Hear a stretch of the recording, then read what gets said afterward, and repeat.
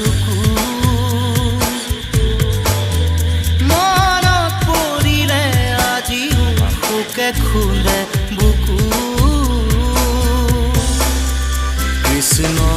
চূড়াৰ তলত স্কুলৰ দুপৰীয়া ক্লাছৰ ফাকে ফাকে কতনো মাল কথা লুটিয়াই চালে জীৱনী পাওঁ মাথো ৰুমাল ৰুমাল ৰুমাল ৰুমাল এখন ৰঙা ৰুমাল ৰুমাল ৰুমাল ৰুমাল ৰুমাল আজিৰ এটা ৰুমাল